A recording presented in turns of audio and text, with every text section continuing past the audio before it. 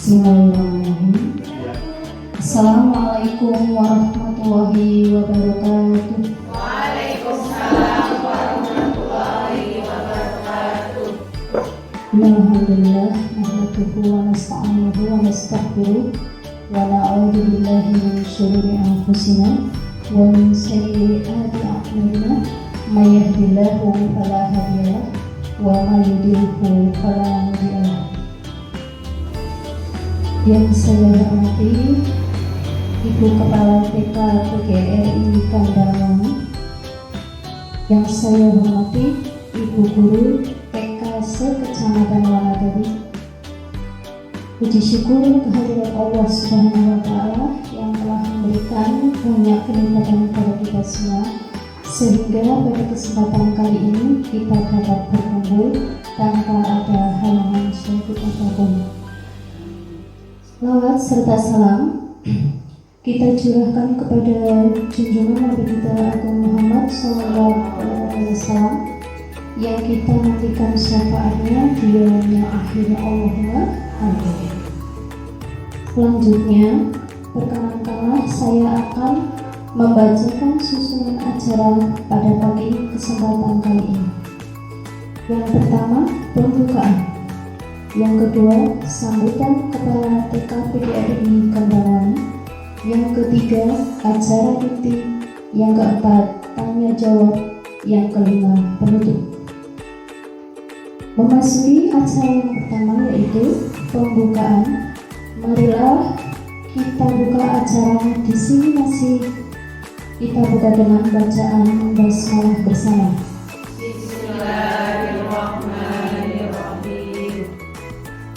Selanjutnya acara yang kedua yaitu sambutan dari Kepala TK PGRI Kandangan. Waktu kami persilahkan kepada Putri. Terima kasih.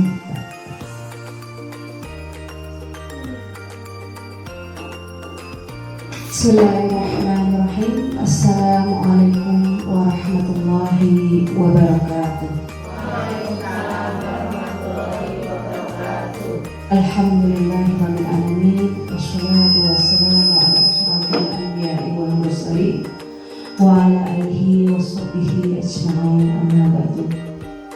Yang saya hormati seluruh guru se-Kecamatan Wanadari, puji syukur kehadirat Allah SWT yang telah melimpahkan segala rahmat kepada kita, sehingga alhamdulillah pada pagi hari ini kita dapat berkumpul dalam acara diseminasi menyebarkan pemahaman budaya positif. Tak lupa sholawat serta salam semoga tersurah pada junjungan kita Nabi Agung Muhammad SAW. Yang pertama, saya ucapkan selamat datang kepada semua guru se-Kecamatan Wanadari. Semoga dengan mengikuti kegiatan diseminasi ini kita dapat memperoleh tambahan ilmu yang bermanfaat. Selanjutnya, saya ucapkan selamat kepada Bunda Surtini yang dapat mengikuti pendidikan guru penggerak angkatan 10. Semoga diberi kesehatan, kemudahan, kelancaran, dan keberkahan. Amin amin ya rabbal alamin. Ibu-ibu yang saya hormati, dalam kesempatan ini Bunda Surtini akan membagikan pemahaman tentang budaya positif di lingkungan sekolah. Ibu-ibu perlu kita ketahui bahwa tujuan pembangunan budaya positif di sekolah adalah membentukkan karakter anak. Kita semua percaya bahwa tujuan penting sekolah adalah membentuk karakter. Itulah mengapa banyak program sekolah yang bertujuan untuk menumbuhkan karakter murid. Karakter anak perlu kita bangun sedini mungkin agar kelak anak tumbuh menjadi anak yang berakhlak mulia. Maka dari itu, marilah kita simak bersama pemaparan materi dari Bunda Surtini sampai dengan selesai, dan dari pemahaman yang kita peroleh dapat kita terapkan di lembaga masing-masing. Semoga kegiatan ini dapat bermanfaat bagi kita semua. Saya kira itu, saya tutup. Saya sampaikan mohon maaf lahir batin, salah kata. Sekian, astagfirullahaladzim, billahi taufiq wal hidayah. Wassalamualaikum warahmatullahi wabarakatuh. Waalaikumsalam warahmatullahi wabarakatuh. Memasuki acara yang selanjutnya yaitu yang akan disampaikan oleh Guru Surtini, yaitu tentang pemaparan masing-masing mendapatkan pemahaman budaya positif. Kepada beliau Ibu Surtini, waktu sepenuhnya saya serahkan kepada Ustaz.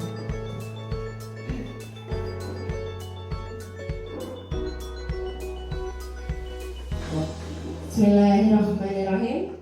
Assalamualaikum warahmatullahi wabarakatuh. Waalaikumsalam warahmatullahi wabarakatuh. Alhamdulillahirabbil alamin wa bihi nasta'in wassalatu wassalamu ala asyrofil anbiya'i wal mursalin. Yang saya hormati Ibu Kepala TKPGRI Kandawani, yang saya hormati Ibu-ibu guru TK Kecamatan Wanadadi yang berbahagia. Pertama-tama marilah kita panjatkan puji syukur kehadirat Allah Subhanahu wa taala yang telah memberikan kesehatan, kenikmatan, sehingga pada hari ini, kesempatan ini kita bisa berkumpul di sini. Panjenengan bisa hadir di TK kami, dalam rangka mengikuti acara diseminasi menyebarkan pemahaman budaya positif. Selanjutnya sholawat juga salam tercurah kepada junjungan Nabi Agung Muhammad SAW yang kita nantikan syafaatnya di Allah akhir Allahumma amin. Yang pertama Ibu, saya mengucapkan terima kasih sekali atas rahmatnya panjenengan, atas hadirnya panjenengan di sini. Mudah-mudahan acara di sini bisa bermanfaat dan nanti sebenarnya bisa diterapkan di lembaga saya dan lembaga panjenengan masing-masing.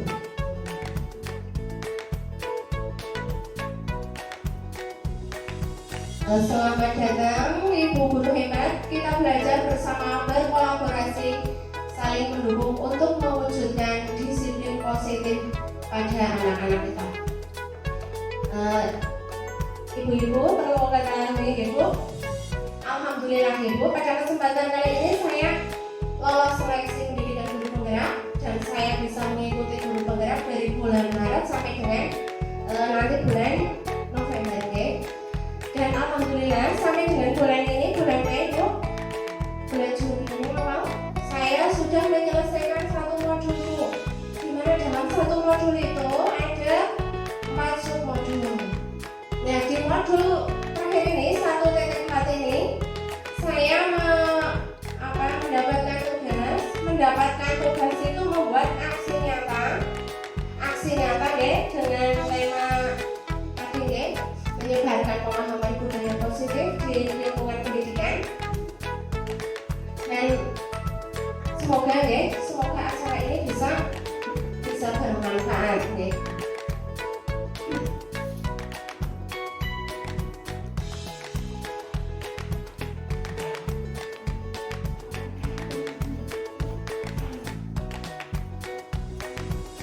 Selanjutnya Ibu, pada modul ini saya akan menyampaikan konsep utama modul budaya positif, di mana di dalam modul budaya positif itu ada itu saja Ibu, ada perubahan paradigma belajar, disiplin positif, kebutuhan dasar manusia, motivasi perilaku manusia, posisi kontrol, keyakinan dan segitiga restitusi Bu. Nah, nanti di sini kita akan bahas satu persatu Bu. Ya. Selanjutnya pembelajaran dengan paradigma baru.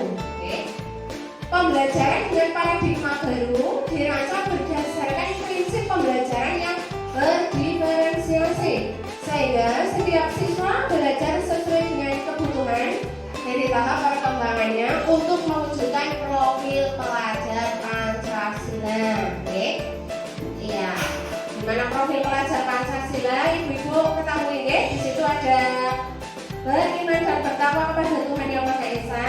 Terus berkebinekaan global, gotong royong, kreatif, bernalar kritis, mandiri. Itu adalah dimensi profil pelajar Pancasila.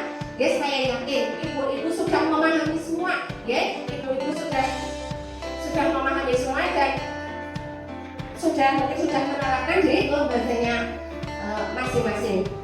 Ibu-ibu di sini ya, di sini pembelajaran dengan paradigma baru yaitu pembelajaran yang berdiferensiasi. Berdiferensiasi di sini itu artinya Bu, pembelajaran itu tidak menyamaratakan itu, dibeda-bedakan. Gimana dibeda-bedakannya itu? Guys, seperti kita ketahui Bu, anak-anak itu memiliki karakter masing-masing Bu. Anak itu memiliki latar belakang keluarga masing-masing. Jadi di sini kita sebagai guru Bu harus bisa memahami karakter itu dari anak itu semua masing-masing ya. Kenapa tidak memberi pelajaran itu secara disamakan seperti itu. Terus Ibu, pembelajaran ya seperti panjenengan dan sudah ketahui bahwa kalau dulu pembelajaran itu berpusat pada guru ya, pembelajaran klasikal. Di mana di situ guru itu sebagai pusat pembelajaran ya, teacher center. Di situ pembelajarannya itu lebih ke dengan ceramah, metode ceramah, anak duduk mantap, mendengarkan, menyimak, guru menyampaikan. Dan sekarang itu sudah tidak.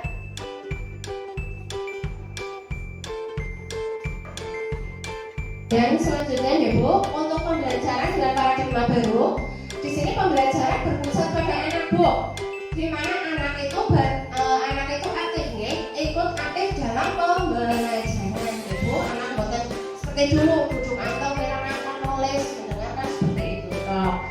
Iya. Terus untuk selanjutnya ini ada disiplin positif ya. Disiplin adalah cara menerapkan pendisiplinan yang bertujuan untuk menumbuhkan kesadaran serta memberdayakan anak untuk mandiri. Disiplin positif dilakukan supaya anak melakukan sesuatu bukan karena ditakut-takuti dengan hukuman, ancaman, atau karena dijanjikan sombongan atau hadiah. Disiplin positif merupakan pendekatan yang tetap memperhatikan hak-hak anak untuk berkembang dengan sehat, mendapatkan perlindungan dan merasa nyaman untuk terlibat dalam proses pembelajaran. Oke? Ya, disiplin positif ini Ibu di dunia pendidikan itu disiplin untuk anak Ibu. Jadi disiplin di sini itu dengan tujuannya itu apa Bu? Tujuannya itu biar anak-anak melakukan disiplin itu dari motivasi intrinsik Bu. Motivasi intrinsik itu motivasi yang muncul dari dalam hati. Nah, bukan karena motivasi ekstrinsik. Motivasi ekstrinsiknya itu motivasi yang dari luar Ibu, seperti tadi ya, adanya hukuman ataupun hadiah. Nah, di sini kita sebagai pendidik adalah kewajiban kita Ibu bisa menciptakan anak-anak yang memiliki disiplin sehingga mereka berperilaku mengacu pada nilai-nilai kebajikan universal serta memiliki motivasi intrinsik dan bukan intrinsik. Oke. Nah, di sini kita sebagai guru Ibu, sebagai guru-guru itu berusaha bagaimana menciptakan disiplin pada anak itu yang muncul dari kesadaran anak itu sendiri dan bukan karena anak itu takut dengan adanya mungkin hukuman ataupun dengan melakukan disiplin mungkin karena adanya hadiah ataupun penghargaan. Selanjutnya Bu, di sini saya akan menjelaskan tentang kebutuhan dasar manusia. Oke? Kebutuhan dasar manusia itu ada 5 Bu. Oke? Yang pertama, kebutuhan bertahan hidup, kasih sayang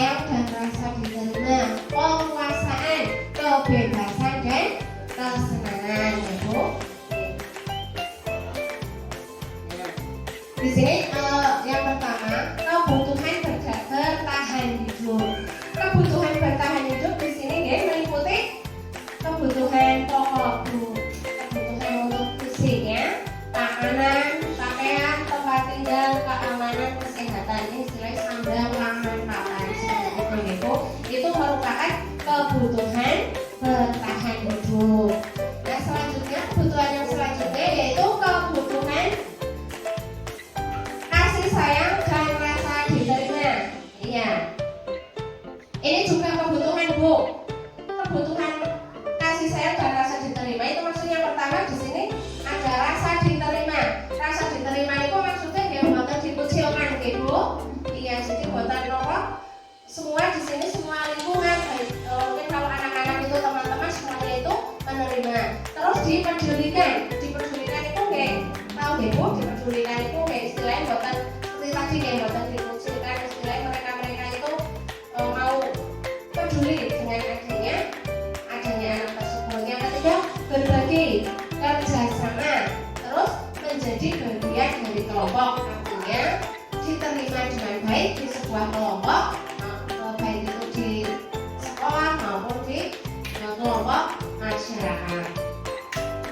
Yang selanjutnya ada kebutuhan penguasaan. Kebutuhan penguasaan di sini ada harga diri, keinginan untuk dianggap, memimpin, berprestasi, diakui, didengar. Ibu-ibu, di lembaga panjenengan, di sekolah panjenengan pasti menjumpai ada anak yang di situ itu apa ya Bu? Ingin menang sendiri, ngeyel, pasti ada Bu? Iya, itu sebenarnya anak seperti itu Bu, pada dasarnya dia itu sedang memenuhi kebutuhannya Bu, yaitu kebutuhan penguasaan. Dia itu ingin merasa, ya di situ merasa berprestasi, merasa ingin dianggap, merasa ingin dihormati, merasa ingin menjadi pemimpin. Itu kalau ada menjumpai anak seperti itu anak yang sedang memenuhi kebutuhan tentang penguasaan. Dan selanjutnya di sini ada kebebasan. Kebebasan di sini itu mandiri, memiliki pilihan, mencoba hal baru, mampu mengendalikan dirinya. Ya, ini mandiri di sini Bu. Mandiri untuk anak-anak itu buatan dikekang Bu. Buatan harus kalau di sekolah itu anak itu buatan harus malu pada guru, kamu harus ini, kamu harus itu. Seperti itu kebebasannya di sini itu kebebasan untuk anak-anak sekolah itu seperti itu, Anak bebas memiliki pilihannya sendiri untuk mencoba hal-hal baru dan mampu mengendalikan dirinya. Dan selanjutnya kebutuhan kesenangan. Kebutuhan kesenangan di sini bermain, humor, antusiasme dan tertawa. Kesenangan itu sudah tentu Bu, identik dengan tertawa. Senang itu kan bahagia, Puncak di situ niku mboten merasa tertekan, adanya perasaan nyaman di sekolah seperti itu, bebas bermain. Nah, itu adalah karena kita di sini mengajar di anak usia dini, kesenangan itu merupakan juga kebutuhan yang harus diutamakan untuk anak-anak didik kita. Selanjutnya motivasi perilaku manusia. Kira-kira itu tahu motivasi apa nih Bu? Dorongan. Motivasi niku dorongan ya. Motivasi merupakan dorongan yang timbul pada diri seseorang secara sadar atau tidak sadar untuk melakukan suatu tindakan dengan tujuan tertentu. Sudah jelas Bu. Ketika kita melakukan sesuatu, sudah pasti di situ itu ada yang namanya motivasi, dorongannya. Seperti saya mengikuti guru penggerak ada dorongannya Bu, dorongan yang dari luar ekstrinsik dan juga ada yang dorongannya di dalam, dorongannya. Terus di sini motivasi di sini, motivasi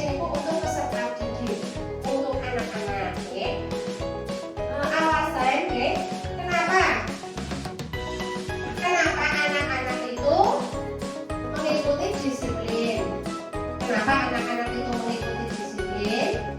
Alasannya yang pertama itu menghindari ketidaknyamanan adanya hubungan. Ibu sudah tentu ibu kalau anak-anak tahu ketika di sekolah itu ada suatu peraturan, ada suatu hukuman, pasti anak-anak itu akan menjadi takut. Dan motivasi diri anak itu melakukan kedisiplinan yang pertama itu karena menghindari ketidaknyamanan dan hukuman. Ya, selanjutnya alasannya itu ingin mendapatkan imbalan atau penghargaan dari orang lain. Yang namanya anak-anak itu kadang-kadang ada yang seperti itu Bu. Anak-anak itu nurut, anak-anak itu manut karena adanya apa Bu? Karena adanya ini penghargaan, adanya hadiah, seperti itu. Terus yang ketiga itu menghargai nilai-nilai kebajikan dari diri sendiri. Nah ini Bu, yang poin ketiga ini Bu, yang tadi sudah saya sampaikan di depan, bahwa motivasi diri anak itu kita berupaya bagaimana menciptakan motivasi yang muncul dari dalam diri ibu, motivasi intrinsik. Motivasi intrinsik itu yang di sini artinya itu menghargai nilai-nilai kebajikan diri sendiri. Nah, selanjutnya di dalam kedisiplinan ibu, di dalam kedisiplinan itu ada nilai positif dan ada nilai negatifnya Bu. Dengan nilai positif ya Bu. Untuk negatifnya dulu. Di sini Bu, konsep disiplin dengan identitas tunggal Bu. Disiplin dengan identitas tunggal. Itu karena adanya yang pertama itu karena adanya hukuman, hukuman itu Bu, gagalnya dengan adanya hukuman itu sudah tentu Bu, hukuman itu menyakitkan. Misalnya kalau anak-anak misalnya terlambat sekolah, silakan kamu lari 2 kali, 3 kali, silakan kamu jongkok dan sebagainya. Itu menyakitkan Bu, baik menyakitkan secara fisik Bu maupun menyakitkan secara mental. Terus yang kedua tidak nyaman. Pasti Bu, tidak hanya anak-anak saja. Mungkin jenengan saya semua orang Bu, dengan adanya hukuman pasti ada rasa apa Bu? Sebel, orang senang, Nah itu artinya itu tidak nyaman. Terus selanjutnya murid menjadi takut, sudah tentu Bu. Dengan adanya hukuman itu muncul ketidaknyamanan Bu. Pasti murid itu rasanya nopo tegang Bu. Muncul rasa khawatir, rasa takut, Terus hukuman itu maksa nopo mboten sing jeneng hukuman Bu. Maksa, Sebagai nopo? Hukuman itu ketika anak mendapatkan salah dan di suatu sekolah itu sudah menerapkan hukuman, sudah tentu Bu, ketika anak itu melakukan kesalahan dan hukuman itu harus dilaksanakan untuk apa? Untuk peraturan itu, untuk mentaati peraturan itu dengan adanya hukuman. Yang ketiga, murid menyembunyikan kesalahan.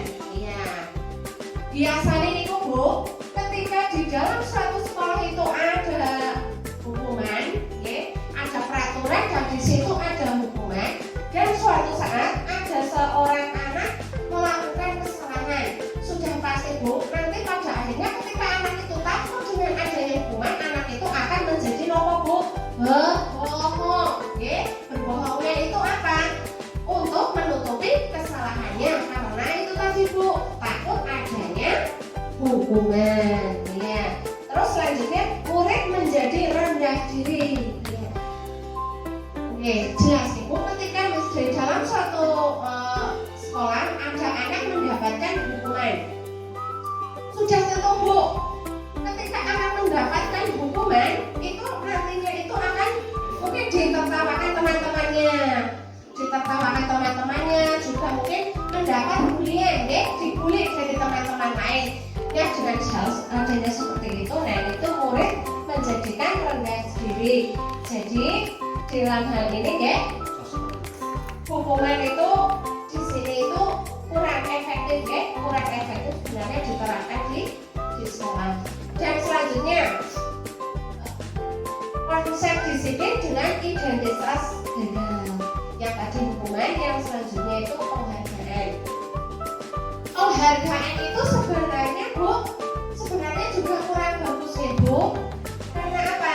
Yang pertama, anak itu tidak efektif. Tidak efektifnya di sini seperti ini Bu.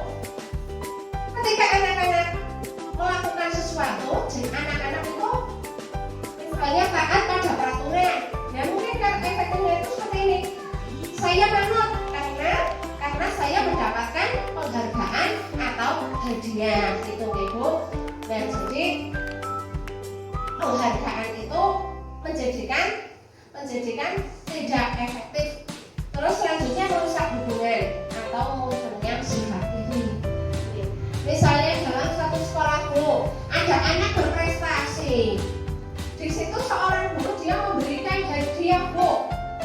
Kira-kira teman-teman yang lainnya tidak mendapatkan itu perasaannya apa Bu? Nah, ada kecemburuan ya Bu, orang seneng iri ya, seperti itu. Jadi di sini itu penghargaan itu dapat merusak hubungannya itu hubungan apa? Hubungan antar teman Bu. Jadi ada sifat mungkin jelas ada mungkin ada misalnya ada anak-anak yang mendapat penghargaan nanti yang lain itu tidak suka. Nah seperti itu. Terus yang ketiga mematikan kreativitas ya. Kadang-kadang Bu, yang namanya anak kecil itu Bu, misalnya anak itu sudah mendapatkan penghargaan, anak itu akan bangga dengan apa yang dia peroleh Bu. Akhirnya dia itu malas-malasan untuk tidak belajar lagi. Karena apa? Wah dengan yang misalnya hadiah ini.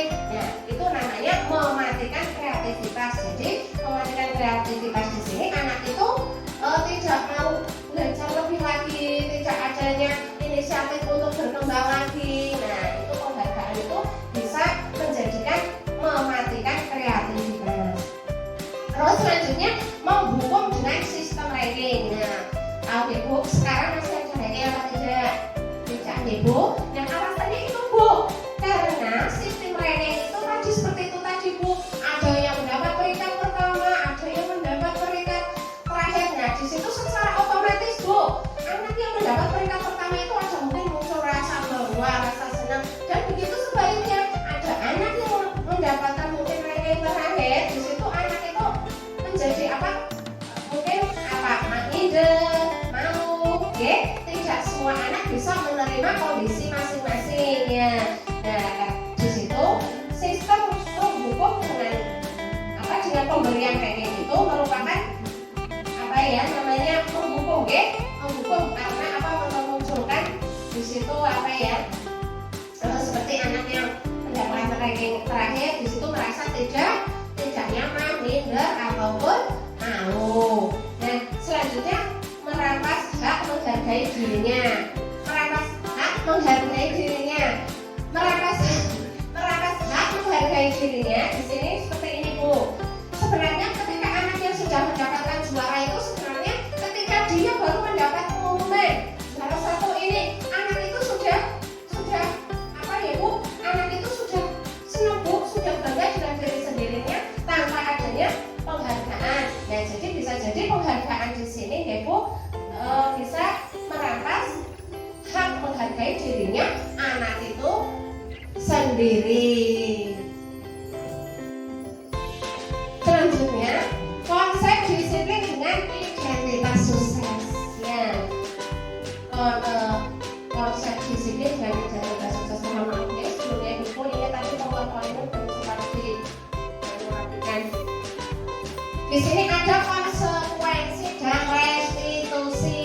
Nah saya yakin ibu baru kali ini mungkin mendengar istilah restitusi ya. Restitusi saya pun sama Bu, saya tahu restitusi, saya mendengar restitusi itu dari pendidikan guru penggerak ini Bu, dari modul ini Bu. Ingat, dan di sini ada konsep disiplin dengan identitas sukses. Itu artinya disiplin saya positif positifnya, sisi negatifnya tadi Ibu dengan identitas gagal itu dengan adanya hukuman dan pendataan. Yang di sini sisi positif dari hukuman itu yaitu di sini ada konsekuensi dan restitusi. Konsekuensi tahu Ibu? Konsekuensi kira-kira apa Bu? Ya, konsekuensi itu Ibu akibat dari perbuatan kita. Misalnya kita menumpahkan air Bu, konsekuensinya apa? Membersihkan kaki, itu namanya konsekuensi Ibu. Terus, nah di sini konsekuensi ini ada penguatan jangka pendek. Ya, di sini konsekuensi itu artinya berlakunya itu saat itu saja Bu, saat itu saja, tidak untuk jangka panjang. Contohnya misalnya ada anak mau menumpahkan air di kelas. Nah, anak itu tahu konsekuensinya apa? Nah, di situ tahu konsekuensinya itu membersihkan. Nah, mungkin anak itu sudah berpikir sampai itu saja kok, sudah murni airnya mumpah, nah, saya harus bersihkan. Dan nah itu penguatan jangka pendek. Terus yang selanjutnya perlu monitoring berkelanjutan. Nah, di sini konsekuensi itu biar konsekuensi itu bisa berjalan, perlu adanya monitoring berkelanjutan. Monitoring itu apa Ibu? Istilahnya guru itu mengingatkan Bu. Misalnya ada anak menumpahkan air. Anak itu sudah tahu konsekuensinya harus apa? Membersihkan. Nah, di sini guru perlu memberikan monitoring agar anak itu tahu konsekuensinya tadi itu. Monitoring dengan cara seperti ini mengingatkan. Misalnya ada anak lagi dia mungkin membawa air lagi, kita perlu mengingatkan, Mas, Mbak, yuk itu bawa airnya harus apa? Harus nanti biar apa? Biar tidak tumpah. Nah itu monitoring di sini untuk anak-anak TK peserta didik kita itu yaitu dengan cara kita terampil mengingatkan Bu. Terus stimulus atau respon, ya. Agar konsekuensi itu bisa diterima anak Bu, di sini kita sebagai pendidik itu tidak boleh langsung menunjukkan, oh kamu menumpahkan air, ayo dilap. Nah, boleh seperti itu Bu. Di sini kita itu harus memberikan stimulus itu rangsangan. Nah, di mana rangsangan itu nantinya akan direspon anak. Rangsangannya seperti apa ya? Seperti tadi pertanyaan, deh. Misalnya tadi dalam hal tadi anak menumpahkan air, kita tanya, ayo ketika menumpahkan air harus diapakan ya? Nah, anak itu berpikir Bu. Nah, jadi anak itu berpikir untuk tindakan konsekuensi yang dia lakukan seperti itu. Nah, nanti anak menjawab, dilap guru. Nah, itu respon. Nah, itu respon dari anak. Itu stimulus dan respon.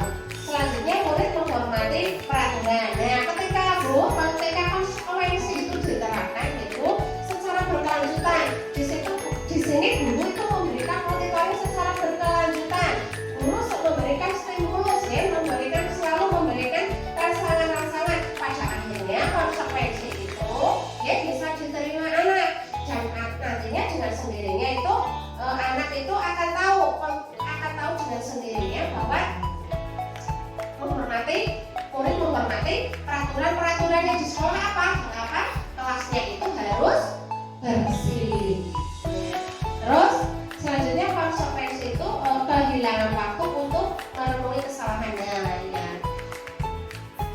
Di sini anak itu Bu, dari awal tadi ya Bu, anak itu diberikan stimulus, diberikan monitoring. Nah, di sini mungkin kekurangannya Ibu, kehilangan waktu untuk memenuhi kesalahannya karena di sini anak itu diingatkan, terus diberikan pancingan. Dan di sini akhirnya nopo Bu, anak itu jadi ingatnya itu sebentar Bu. Jadi tidak apa? Nah, ini sisi gurunya Ibu, di sini anak-anak itu tidak masuk ke dalam pikiran, berarti saya tidak boleh menumpahkan air di kelas, tidak boleh mengotori kelas, seperti itu. Itu konsekuensi. Yang kedua itu restitusi baru ingat Ibu. Ya. Restitusi secara umum, restitusi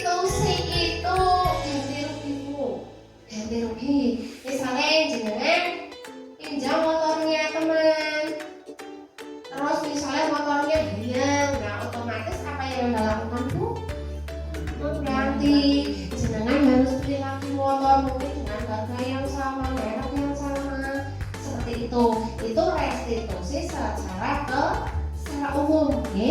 Nah, restitusi di sini itu restitusi untuk anak-anak peserta didik, ya. Nah, di sini restitusi di sini itu terkait dengan peraturan tadi, Ibu, dengan kedisiplinan tadi. Yang pertama, murid bertanggung jawab atas perilakunya. Ya.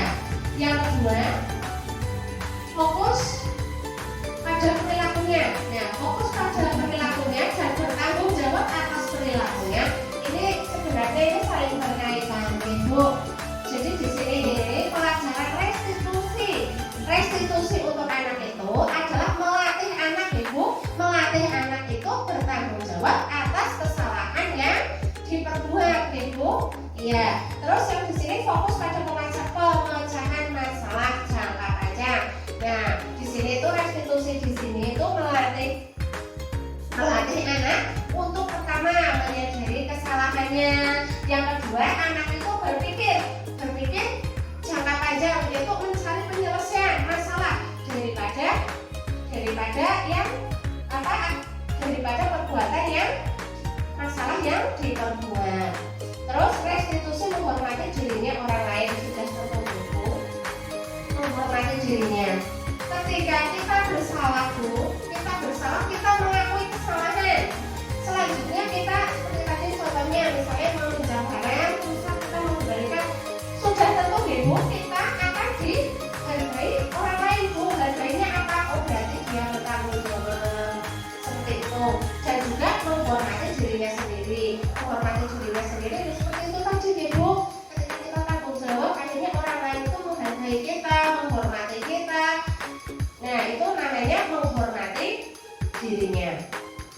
Terus teori kontrol dirinya memegang kontrol diri sendiri. Nah, restitusi di sini, Ibu, memegang dirinya yang memegang kontrol. Artinya, misalnya tadi, Ibu, ketika melakukan kesalahan, kita bertanggung jawab. Kita mau melakukan ganti rugi ataupun tidak, semuanya itu kan kembali ke kita, Ibu. Nah, di sini tuh artinya teori kontrol dirinya yang memegang kontrol dirinya sendiri. Dia mau berbuat baik, mau bertanggung jawab, atau dia mau semaunya sendiri. Terus restitusi bersemangat memperbaiki kesalahan. Oke. Nah, restitusi ini, Ibu, di restitusi untuk anak, di situ guru itu menanyakan kenapa dia melakukan seperti itu, alasannya. Terus selanjutnya guru juga mencari tahu, untuk pemecahan masalahnya apa. Nah, di sini dengan ketika anak difasilitasi itu, selanjutnya anak menjadi bersemangat untuk memperbaiki kesalahan. Nah, selanjutnya pengertian restitusi. Nah, ini restitusi yang tadi saya sampaikan itu restitusi yang secara umum. Ini restitusi untuk pendidikannya. Restitusi adalah proses menciptakan kondisi bagi guru untuk memperbaiki kesalahan mereka sehingga mereka bisa kembali dengan kelompok mereka dengan karakter yang lebih kuat. Oke. Ya, di sini guru itu, Ibu, istilahnya bijak menyikapi ketika anak melakukan kesalahan, tidak langsung marah, tidak langsung menghukum. Oke. Di sini guru itu harus mempraktikkan restitusi, yaitu di sini di mana guru itu dengan lembut, dengan sabar menanyakan Ibu apa yang kesalahan mereka, apa alasan mereka berbuat salah, dan anak memancing anak untuk mencari tahu, mencari solusi dari permasalahan yang dia berbuat. Terus ciri-ciri restitusi itu. Restitusi itu, kalau untuk anak sekolah bukan menebus kesalahan, namun belajar dari kesalahan itu. Ya, jadi kalau di dunia di lingkungan pendidikan itu di sekolah, restitusi yang diterapkan untuk anak itu bukan masalah anak itu mengganti barangnya itu, Bu, tapi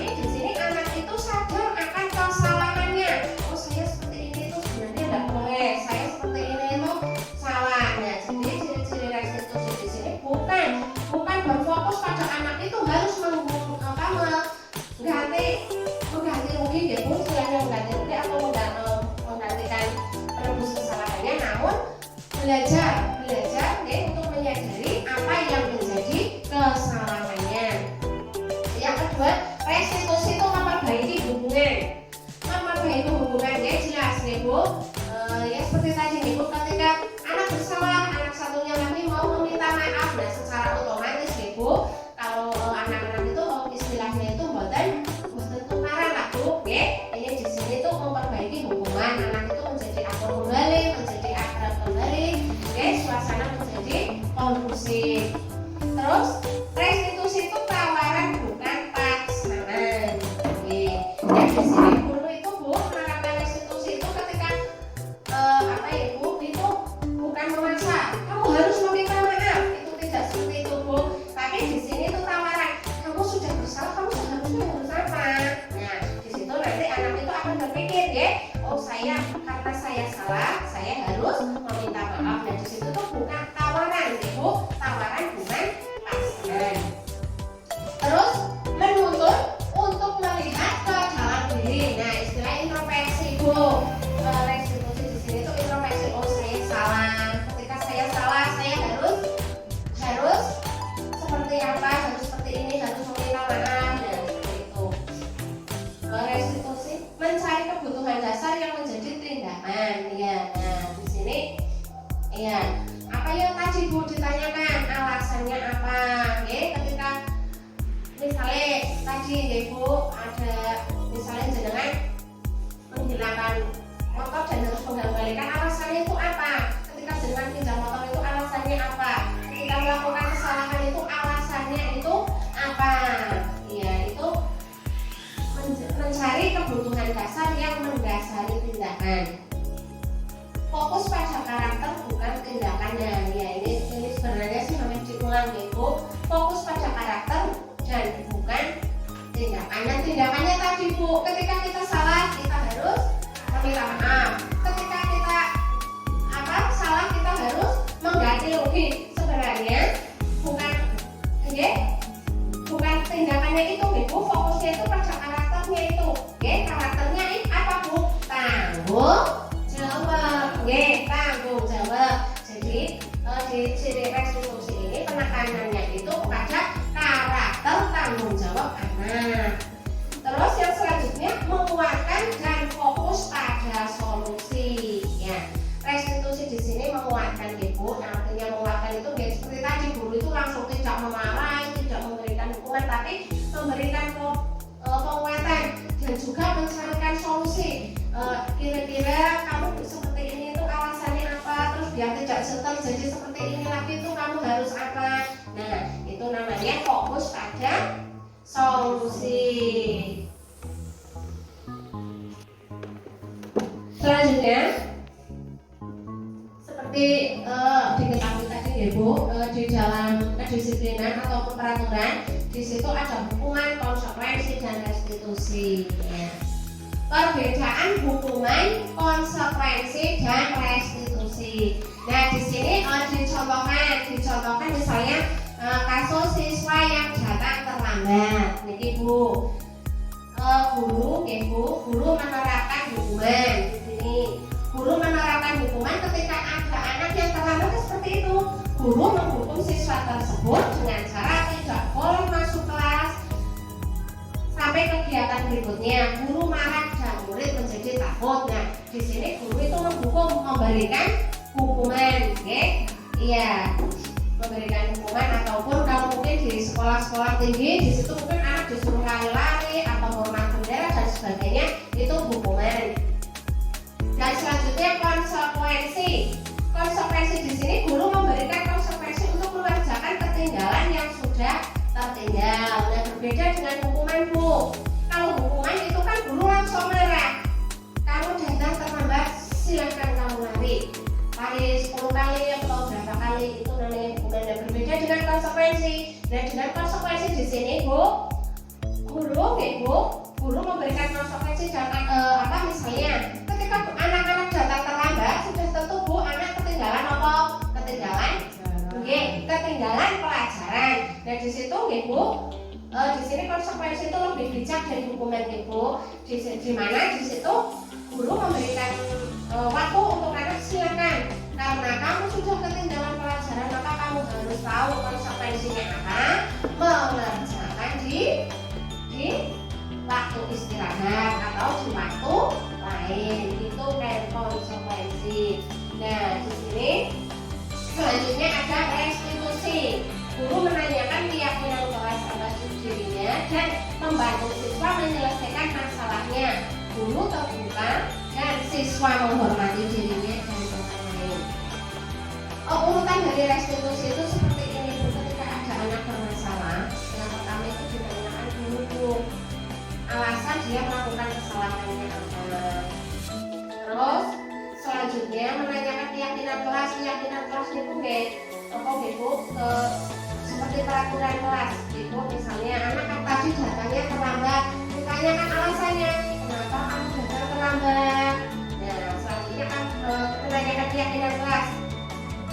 Kamu tahu tidak aturan di kelas sekolah ini jam masuknya itu jam 8. Itu menanyakan keyakinan kelas. Nah, terus selanjutnya membantu siswa menyelesaikan masalahnya. Nah, setelah ditanyakan alasan, terus ditanyakan terkait tadi keyakinan kelas, contohnya jam masuknya itu jam berapa, membantu siswa menyelesaikan masalahnya. Nah, kita menyelesaikan masalahnya, kita ditanyakan misalnya alasannya apa. Nanti guru membantu mencarikan solusinya. Misalnya anak menjawab, saya bangun kesiangan. Kenapa bangun kesiangan? Karena mungkin tidak dengar alarm dan sebagainya seperti itu. Nah, kita mau membantu mencari solusi. Ditanyakan di rumah ada siapa? Ada ibu, ada ayah, dan sebagainya. Mungkin kita bisa mencarikan solusi mungkin dengan bantuan orang tua, dengan bantuan ayah itu untuk apa? Untuk membantu mengingatkan anak agar tidak bangun kesiangan. Guru terbuka. Ya, guru terbuka di sini seperti tadi Bu. Guru itu istilahnya buatan ada anak salah terlambat langsung dimarahi dihukum. Nah, akhirnya seperti tadi Bu, ditanyakan alasannya apa, terus ditanyakan keyakinan kelasnya apa, di situ akhirnya guru terbuka gitu.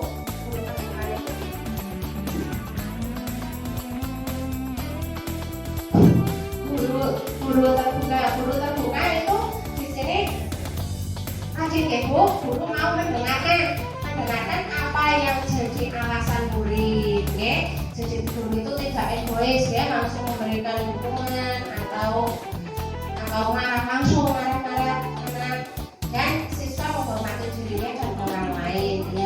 Di sini siswa menghormati dirinya dan orang lain. Sudah tentu Bu, ketika kita berusaha menyikapi anak yang bermasalah, nantinya sudah jelas Bu, nanti siswa menghormati dirinya itu artinya apa Bu? Oh, saya salah, saya harus memperbaikinya lagi dengan cara apa tadi, misalnya datang terlambat alasannya kesiangan. Jadi nantinya anak itu akan berusaha untuk memperbaiki diri dan tidak terlambat lagi, dan menghormati orang lain yang seperti tadi mungkin kalau di sekolah mungkin menghormati kepala sekolah, menghormati guru. Selanjutnya 5 posisi kontrol restitusi. Guru di sini di dalam restitusi ini guru itu memiliki 5 posisi Bu. Yang pertama posisi penghukum yang tadi Bu, ada anak datang terlambat langsung kamu marah, kamu silakan, kamu lari, kamu copot, kamu ini hukuman seperti itu Bu. Yang kedua membuat rasa bersalah di sini mungkin guru ketika ada anak bersalah, anak masuk ke kelas langsung gurunya, kamu tahu tidak, kamu itu sudah terlambat. Karena kamu sudah terlambat bisa jadi ibu jadi dimarahi kepala sekolah. Karena apa? Ibu tidak bisa mengajari kamu. Nah, itu membuat rasa bersalah Ibu. Mungkin memarahi anak tapi dengan cara yang halus seperti itu Ibu. Terus yang di sini sebagai teman. Guru sebagai teman. Guru di sini sebagai teman itu artinya guru itu akrab dengan anak Ibu. Mungkin ketika ada anak yang terlambat,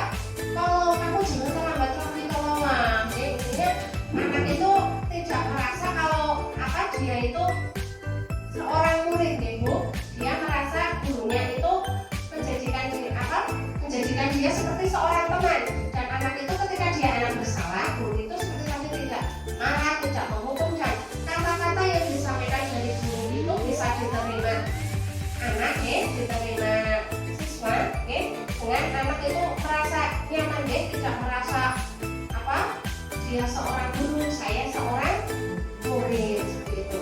Pemantau, guru sebagai pemantau. Nah di sini guru sebagai pemantau, Bu, misalnya ada anak yang datang terlambat, guru itu tidak marah, guru tidak menghukum, guru tidak mencarikan solusi, cuma guru itu istilahnya menegur. Kamu terlambat ya, sudah, karena kamu sudah terlambat, ibu catat. Nah itu di situ guru sebagai pemantau. Dan di sini selanjutnya yang paling terakhir ini guru sebagai manajer. Nah, guru sebagai manajer itu yang seharusnya kita terapkan, Ibu. Di sini apa intinya manajer itu seorang pemimpin. Seorang pemimpin itu ya bijak, Ibu.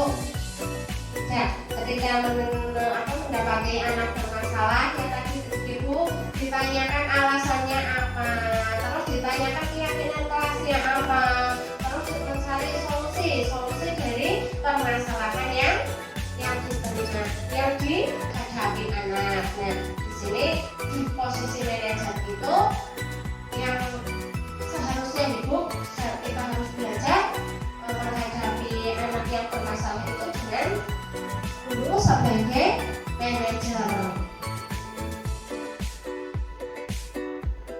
5 contoh penerapan posisi kontrol.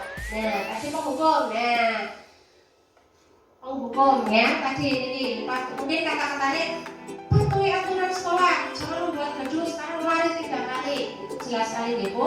Itu contoh yang penghukum.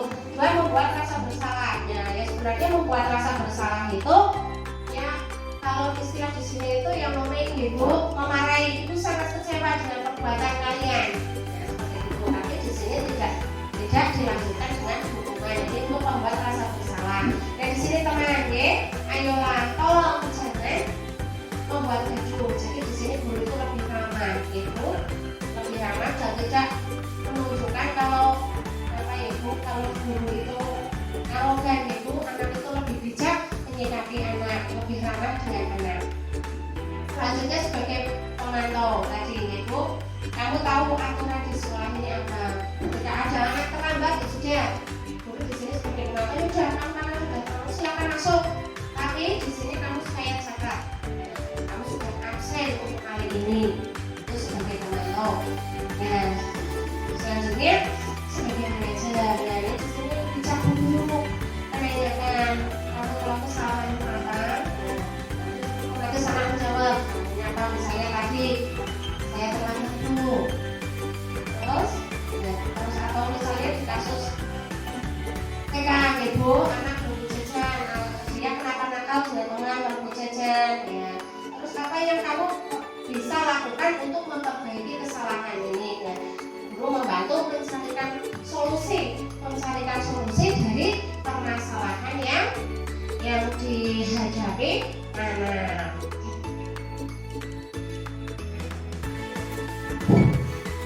Selanjutnya Bu, keyakinan kelas. Kegiatan membuat keyakinan kelas. Keyakinan kelas itu sebenarnya hampir sama dengan peraturan Ibu. Tapi di sini keyakinan kelas itu lebih istilahnya itu lebih halus Bu. Nah di sini membuat keyakinan kelas ini dengan cara ini guru berdiskusi tentang peraturan, merumuskan peraturan yang menjadi keyakinan, menempelkan keyakinan kelas pada diri. Ini Bu, anak-anak itu dikumpulkan. Sebenarnya ini ya berlaku untuk anak-anak yang sudah usianya sudah agak matang Ibu, mungkin anak SD ke atas. Di sini anak itu dimasukkan ke kelas. Jadi ketika sebenarnya membuat peraturan, tapi di situ dengan cara musyawarah dengan anak Ibu, bareng-bareng dengan anak berdiskusi tentang peraturan. Misalnya kita akan membuat peraturan kelas ini bersih. Nah di sini kita berdiskusi dengan anak-anak.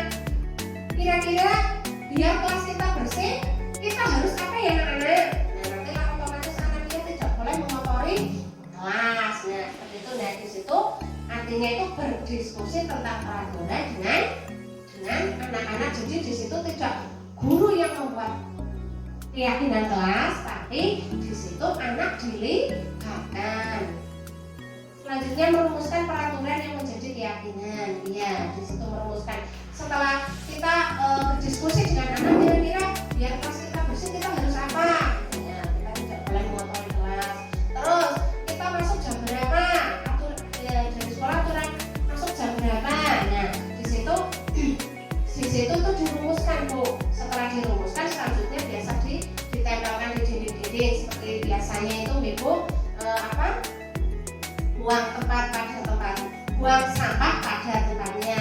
Nah, itu sebenarnya itu merupakan keyakinan kelas Bu. Keyakinan kelas dalam rangka apa? Dalam rangka menjalankan peraturan, yaitu agar kelasnya untuk kebersihan kelas. Nah, ini contoh Ibu, contoh keyakinan kelas Ibu. Keyakinan kelas TKPBRI Kendamani. Nah, keyakinan kelas di sini Ibu berhubungan anak-anak kita. Keyakinan kelas itu kan dibuat anak dengan didampingi orang tua, ya.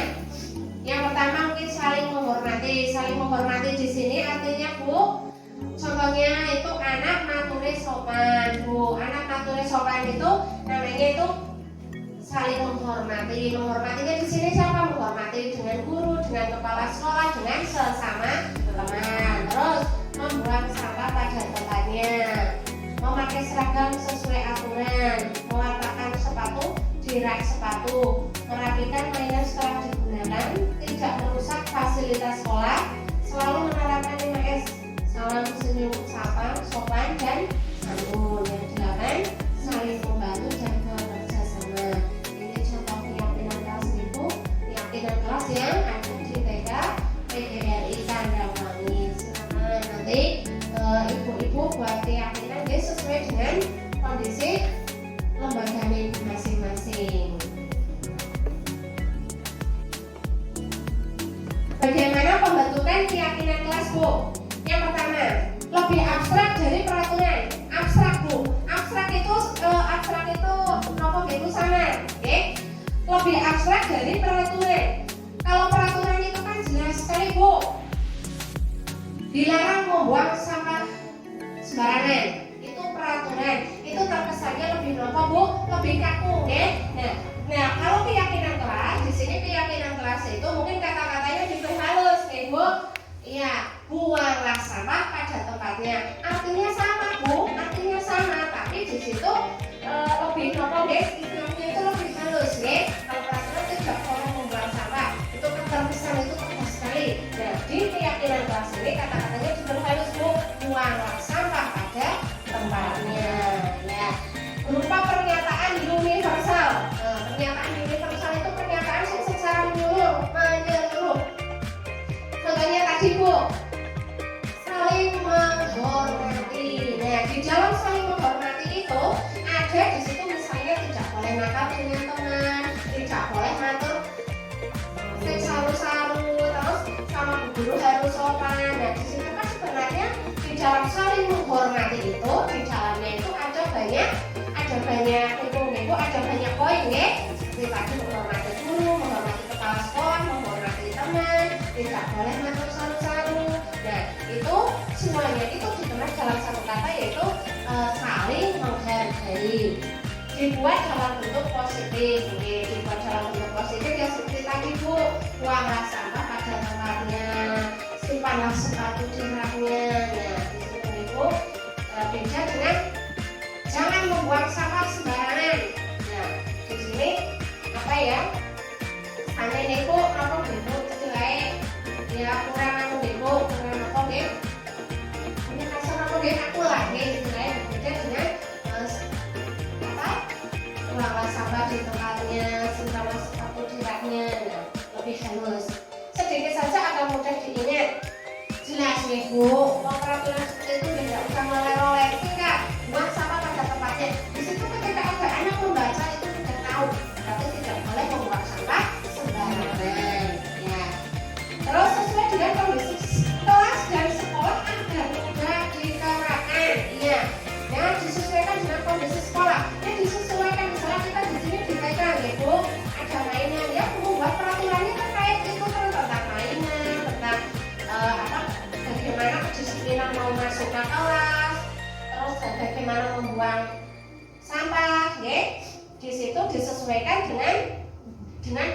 kelas kita agar mudah diterapkan anak-anak. Semua warga kelas atau sekolah dilemparkan saat membuat. Nah, seperti tadi Bu, ketika kita membuat peraturan, Bu, membuat keyakinan kelas, di situ anak dilibatkan. Guru berdiskusi, tidak hanya guru langsung membuat peraturan 1, 2, 3 itu tidak. Di situ anak dilibatkan, Bu. Tujuannya apa? Agar anak mau bertanggung jawab, Bu, dengan keyakinan kelas yang telah dibuat.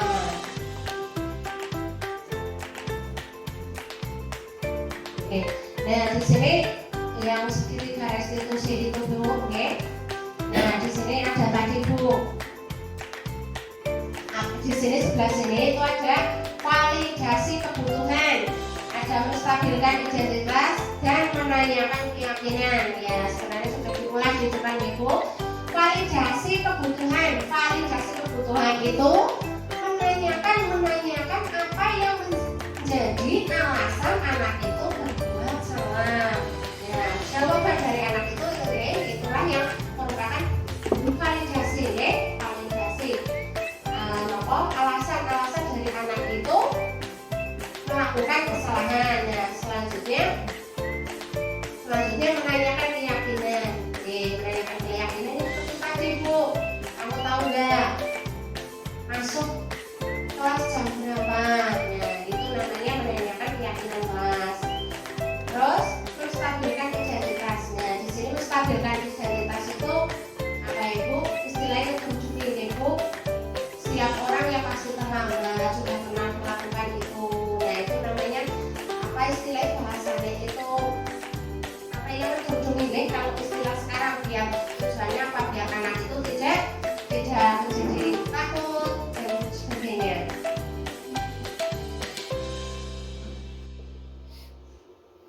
Selanjutnya praktek segitiga restitusi di TKM Ibu.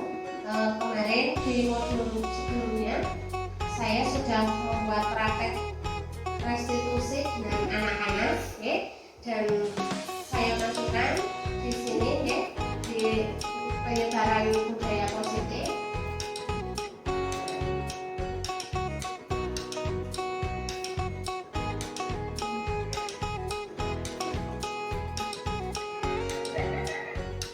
Nah, di sini ada anak istilahnya rebutan Ibu, ada anak tukar musik Hafsong tentang kali D5. Nah, ini kasusnya Ibu.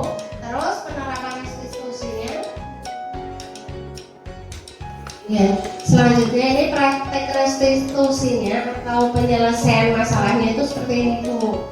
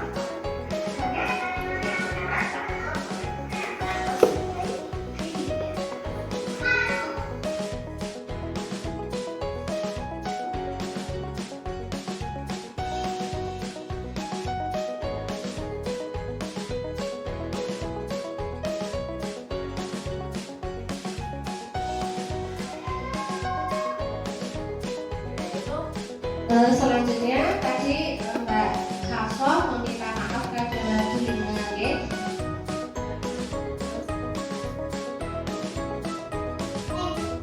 Terima kasih Bunda, kalau kita nakal Bunda gak marah.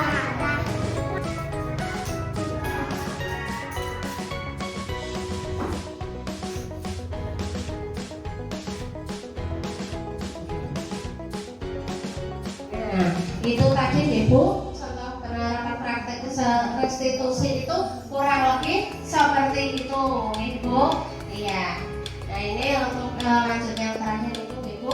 Dalam penerapan program disiplin positif, hendaknya guru memiliki standar kepribadian profesional dan sosial yang baik, di mana guru mampu berefleksi pada posisi kontrolnya saat ini.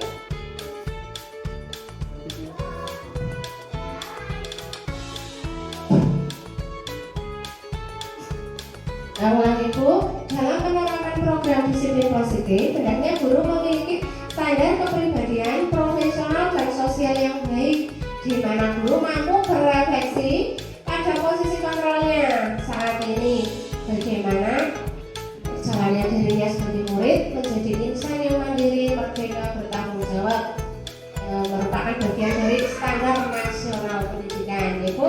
Nah, ya tahu Ibu, istilah bahasa Jawanya itu tidak jargonin, Ibu. Ketika kita memberikan pendidikan ke anak, memberikan pelajaran ke anak, di situ guru itu sudah, nah di situ Bu, standar kepribadian itu, standar nasional itu sudah dimiliki guru, ya, sudah diterapkan guru seperti ada standar kepribadian, profesional dan sosial yang baik, Ibu.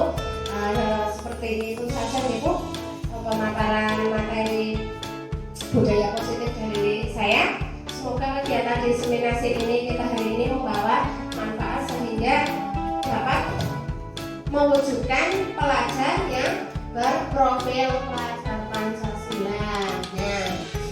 Nah, seperti itu, Ibu. Terima kasih, ya. Mohon maaf, Ibu. Astagfirullah. Barangkali dalam saya menyampaikan itu ada kekeliruan, ada kesalahan, saya mohon maaf sebesar-besarnya, Ibu. Di sini saya bukan menggurui jenengan, tapi nanti di sini kita itu sharing, Ibu. Iya. Dan saya akhiri, Ibu. Terima kasih. Assalamualaikum warahmatullahi wabarakatuh. Salam guru penggerak, ya. Bergerak, dan menggerakkan. Demikian pemaparan materi diseminasi pemahaman budaya positif yang telah disampaikan oleh Bu Surtini. Alhamdulillah, dari pemaparan tadi banyak sekali yang kita ambil manfaatnya untuk dijadikan pedoman kami, diterapkan di lembaga kami masing-masing, supaya anak didik kita menjadi anak yang aktif, kreatif, inovatif, jujur, dan berakhlakul karimah. Acara selanjutnya yaitu tanya jawab. Silakan ibu-ibu untuk mengajukan pertanyaan berkaitan materi yang telah disampaikan oleh Bu Surtini. Waktu saya sepenuhnya saya serahkan ke ibu-ibu. Monggo.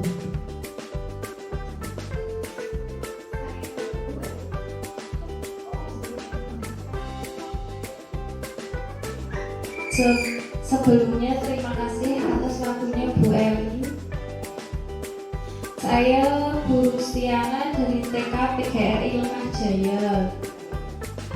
Mau memberikan pertanyaan terkait materi yang disampaikan Ibu Surtini.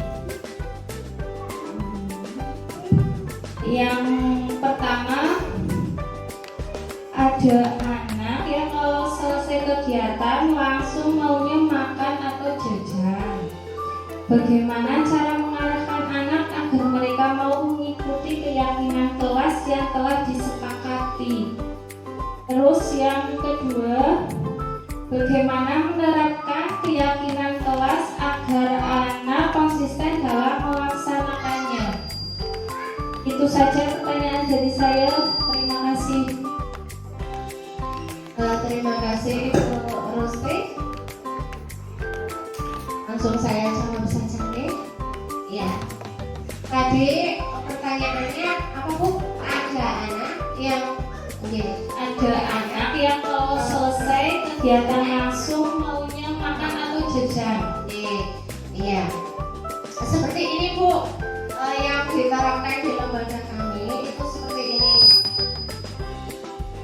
misalnya ada anak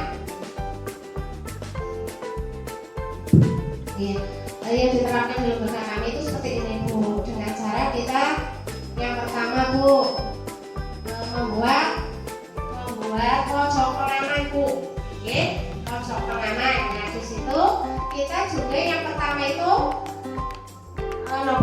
istilahnya membuat keyakinan juga dengan tadi. Nanti kalau anak-anak sudah selesai kegiatan, nanti baru anak-anak boleh bermain dulu di sana, boleh bermain Lego atau bermain apa seperti itu. Terus selanjutnya di situ kita menanyakan keyakinan kelas. Ya anak-anak itu kita tanyakan, kamu tahu nggak istirahat itu jam berapa? Ya, nanti anak itu akan berpikir, oh istirahatnya jam 9 Bu. Ya sekarang baru jam berapa? Itu kalau 9 itu di situ kita memancing anak Bu. Kalau jam 9 itu misalnya yang panjang itu diangkat 12, ya itu kan masih kurang. Nah, kamu silakan kamu main yang lain dulu, silakan kamu main yang dulu. Nah selanjutnya kita berkoordinasi dengan murid-murid Bu. Misalnya anak itu kita tanyakan, kalau anak kita melihat anak itu bawa jajan, kita tanyakan silakan mau dimakan sebelum jam 12 silakan dihabiskan, atau nanti makannya itu sesuai aturan setelah jam kegiatan selesai atau istirahat. Nah itu kita berkoordinasi dengan wali murid Bu, atau mungkin ibu-ibunya itu, wali muridnya itu jangan memberikan jajan atau makanan di tasnya anak, biar anak itu belajarnya itu konsentrasi, tidak kepikiran makanan terus. Itu kurang lebihnya itu seperti itu Bu. Terus yang kedua apa Bu? Yang kedua itu bagaimana menerapkan keyakinan kelas agar anak konsisten dalam melaksanakannya. Konsisten ya Bu. Yang pertama seperti tadi Bu yang di awal-awal dijelaskan itu guru itu memberikan stimulus rangsangan. Rangsangannya di sini itu istilah itu mengingatkan Bu, mengingatkan ketika anak berbuat salah, ayo kamu tahu nggak kalau istirahat itu jam berapa, biar anak itu tidak lupa Bu. Jadi guru itu istilah bahasa Jawanya itu, bahasa orang Jawa itu yang bucin lagi mengingatkan itu apa namanya rangsangan, memberikan stimulus. Terus selanjutnya guru itu menjadi teladan Bu. Guru itu tidak menyuruh memang kamu tuh harus ini harus itu tidak Bu. Guru itu mempraktekkan Bu. Ketika misalnya guru saya harus meraucak pensil Bu, di situ kan ada kasih itu rautan Bu. Ya di depan anak kita bersihkan, kita buang ke tempat sampah. Dan itu dalam hal-hal lain itu dipraktekkan di depan anak itu namanya guru mencontohkan. Kira-kira seperti itu Bu. Terus selanjutnya barangkali ada pertanyaan lagi. Monggo Bu Ibu, gunakan Bu. Oke. Assalamualaikum warahmatullahi wabarakatuh. Waalaikumsalam warahmatullahi wabarakatuh. Nama saya Ibu Tia dari TK Pertiwi Wanadadi. Terima kasih atas waktunya.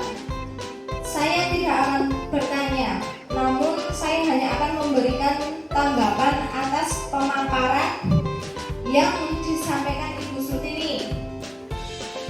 Terima kasih kepada Ibu Surtini yang telah memberikan pemaparan secara jelas sehingga menambah pemahaman kami tentang disiplin positif.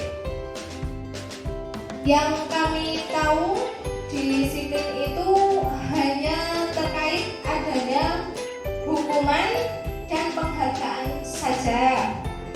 Namun setelah menyimak pemaparan materi dari Ibu Surtini tadi, saya jadi tahu ternyata di dalam kedisiplinan itu ada juga konsekuensi dan restitusi, dan ternyata hukuman itu kurang efektif, dan kami akan mencoba menerapkan lembaga kami untuk melatih anak sedini mungkin bertanggung jawab atas tindakannya. Dan juga kami akan mencoba menerapkan praktek restitusi seperti yang sudah dicontohkan tadi. Semangat Bu Surtini, semoga kegiatan pendidikan guru penggerak berjalan lancar dan sukses. Amin. Terima kasih, terima kasih Bu ya. Mudah-mudahan apa yang disampaikan tadi bisa bermanfaat dan bisa dilaksanakan di lembaga panjenengan masing-masing. Terima kasih sekali lagi Bu.